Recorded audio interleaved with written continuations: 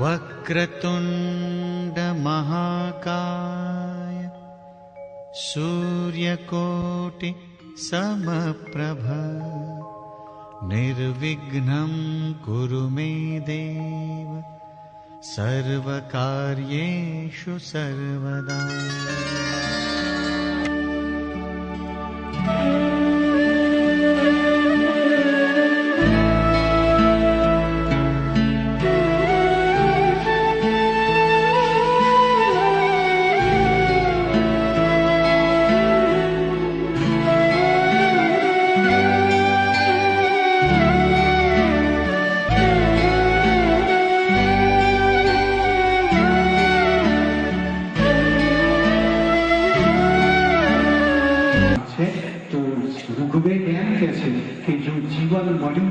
तो सार्थक करवा माटे दान है। बीजी बात करी है उत्तम काम एक अध्ययन है। अध्ययन એટલે અભ્યાસ। અભ્યાસ એટલે એમ નહીં કે સિલેટ અને પેન લઈને બેસવાનું x2 વર્ગ વત્તા 5x/2 બરાબર 0.9 આવા અભ્યાસ આપણે કરવા નથી। અભ્યાસ એટલે સંશોધન। संशोधन એટલે યુનિવર્સિટીમાં રજીસ્ટ્રેશન કરાવવાની પણ કોઈ જરૂર નથી।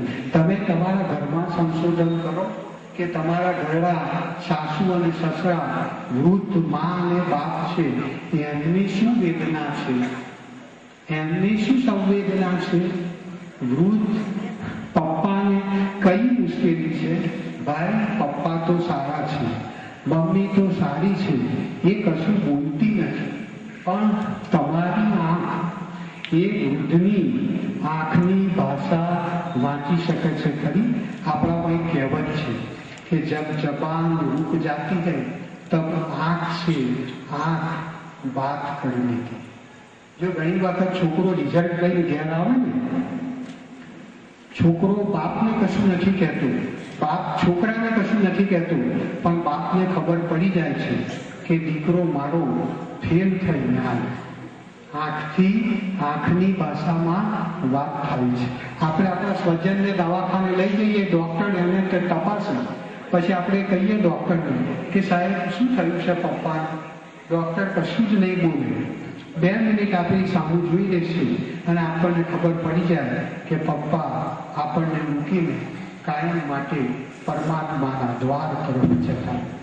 જો ડોક્ટરે એવું નથી કહ્યું કે પપ્પા ગુજરી ગયા, દીકરાએ એવું નથી કહ્યું કે નપાસ થયું, મા બાપ પણ કશું નથી કહેતા, એમની આંખ ઘણું બધું કહી જાય છે।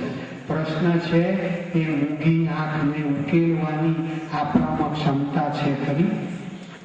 જો હું તમને મારી વાત કરું, બીજા કોઈની વાત કરું, કોઈ ભાઈની વાઈફ ઉદાસ હોય ને તો તરત જ દેખાય। હસબન્ડ તરત જ વાઈફને પૂછે કે કેમ આજે ઉદાસ દેખાશ? અને તને તારી વાઈફની ઉદાસીનતા દેખાય છે અને તને તારી માની ઉદાસીનતા નથી દેખાતી?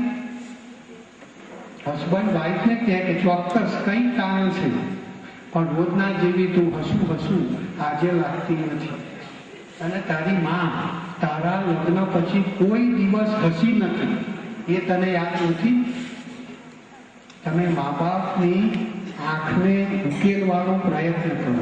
એ સજ્જનો તમને એમ નથી કહેતા કે અમને મુશ્કેલી પડી છે, એ તો એક મુનિ જેમ વનમાં તપ કરવા બેઠો હોય એમ દુઃખ સહન કરે છે, પણ તમે મા બાપનું શું મુશ્કેલી છે એને સમજવાનો પ્રયત્ન કરો। હું તમને થોડીક વાત કરું, મા બાપને શું મુશ્કેલી છે, શારીરિક મુશ્કેલી, ઉંમર થાય। જો મા બાપ જ્યારે બીમાર પડે ને આ ઉપદેશ આપતો બહુ સહેલો છે। દીકરાની વાઈફ શું કહે, ઉંમર થાય એટલે તો બધું જ થવાનું, તબિયત નરમ ગરમ થાય, ભગવાનમાં જીવ પરોવો, દવાખાને જઈને મરવું એના કરતાં ઘરમાં મરવું શું ખોટું, અને આમાં 72 વર્ષો થયા છે લે। અને એ જ્યારે પાછી પિયર જાય ને ત્યારે એના ભાઈઓને કહે કે મમ્મીને દવાખાને લઈ જાવ। જો સાસુને જીવીને કશું જ કામ નથી તો તારી માને જીવીને શું કામ છે? શું કહેવા માંગો? આપણા છે ને વેચવાના માલ વેચવાના વજનિયા જુદા ખરીદવાના વજનિયા જુદા છે. આ વેપાર નીતિનો કહી શકાય નહીં. નીતિનો વેપાર તો એને જ કહેવાય કે માલ વેચવાના કાટલા પણ એક જ હોવા જોઈએ, માલ ખરીદવાના કાટલા પણ એક જ હોવા જોઈએ. મા બાપની શારીરિક વેદનાને સમજો, મદદ કરો. તમે એવા નફટ ના થઈ જશો, નાલાયક ના થઈ જશો, ક્રૂર અને ઘાતકી ના થઈ જશો. તમે એટલું કહીને છૂટી પડો કે ઉંમર થાય એટલે બધું જ થાય, બધું